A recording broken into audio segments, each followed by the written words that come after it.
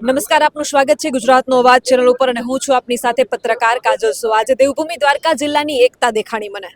આજે મોટા ગામના સરપંચો ભેગા થઈ અને સ્વયંભૂ રીતે આવ્યા અને ખેડૂતો પણ આજે મોટી સંખ્યામાં બળદપીર દાદાની આ જગ્યા છે મોવાણ ગામે ત્યાં બધા ભેગા થયા છે। આ બધા જ લગભગ અંદાજે 30 ગામો જેટલા સરપંચો 30 ગામોના અહીંયા ભેગા થયા છે અને પ્રશ્ન છે દેવભૂમિ દ્વારકા જિલ્લાના સિંચાઈનો પ્રશ્ન। મને જ્યાં સુધી યાદ છે ત્યાં સુધીનો લગભગ ખેડૂતો રોજ પાણી માટે રાતે પાણી રડે છે। દર વર્ષનો આ સમસ્યા છે પણ હજી સુધી કોઈ નિરાકરણ આવ્યું નથી। ત્યારે સરપંચો આ વખતે મેદાનમાં આવ્યા છે। સરપંચોએ હિંમત જૂટવી છે કે અમારા ગામ વતી હવે અમારે મેદાનમાં ઉતરવું પડશે। ત્યારે પાનેલીના સરપંચ છે અને અન્ય કેટલાક ગામોના સરપંચો પણ છે અહીંયા અને ખેડૂતો પણ મારી સાથે છે। આપણે સીધું એમની સાથે વાત કરીએ। શું પ્રશ્ન શું છે? જય દ્વારકાધીશ બેન। પ્રશ્ન તો બધાને ખબર જ છે કે આ વખતે ભગવાન રૂઠી ગયો દેવભૂમિ દ્વારકાની અંદર, તો મેન તો પ્રશ્ન પાણીનો જ છે। સાની ને ઘટકી સૌની યોજનામાં જો એ પાણી સરકાર તાત્કાલિક છોડે તો જે આ ખેડૂએ બી વાવેલા છે ફૂંગાઈ ગયા જતા રહ્યા એ કદાચ ઊભા થાય, અથવા પાણી વહેલું છોડે તો માલ સારો ઘાસ સારો પણ વાવી શકે।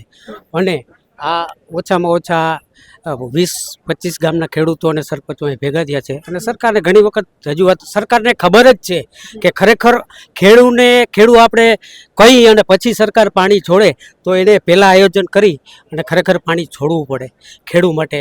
અત્યારે માલધારી અને પાણી માટે વલખા મારે છે, તો આ સરકારને આ તમારા ગુજરાતના અવાજના માધ્યમથી હું કહેવા માગું છું, માનનીય મુખ્યમંત્રી તથા શ્રી આપણા પાણી પુરવઠા મંત્રી શ્રી ઈશ્વરજી પટેલ કે તાત્કાલિક સૌની યોજના વિંજલપર પાસેથી પાણી છોડે અને તાત્કાલિક ઘટકી અને સાની ભરે તો આ ખેડૂ આમાંથી ઊભો થાય છે।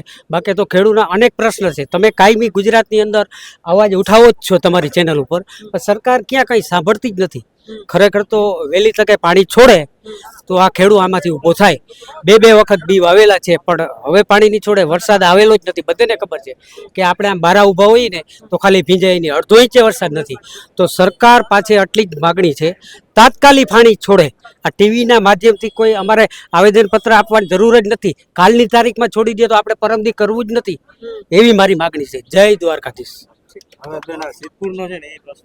સિદ્ધપુરથી છો તમે, ત્યારે સિદ્ધપુરનો શું પ્રશ્ન છે આપણે એમની પાસેથી વાત કરીએ। કેમેરા સામે અહીંયા નજર બેન, સિદ્ધપુરની અંદર નર્મદાની પીવાની 2 પાઇપલાઇન પડેલી છે।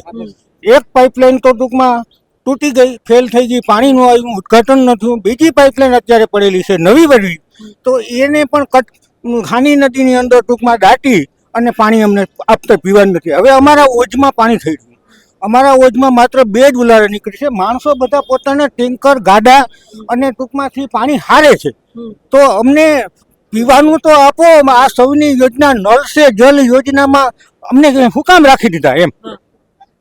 આ મારી ટૂંકમાં અમે તો થોડા દિવસો પછી હવે અમે કલેક્ટરને રજૂઆત કરવા જવાના છીએ કે અમને પીવાનો પ્રશ્ન છે અમારો।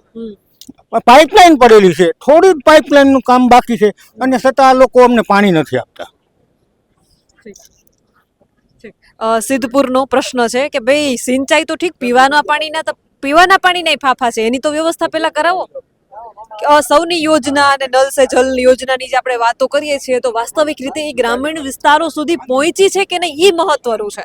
ખાલી યોજનાઓ કાગળ ઉપર રહી જાય એનો કોઈ અર્થ નથી। આ ખેડૂતોનો આક્રોશ છે। આના વિશે તમારું શું કહેવું છે? તમારા મંતવ્ય કમેન્ટ કરીને જરૂરથી જણાવજો। કેમેરામેન રાજ પરમાર સાથે હું પત્રકાર કાજલ સુવા, આપ જોઈ રહ્યા હતા ગુજરાતનો અવાજ દેવભૂમિ દ્વારકાથી।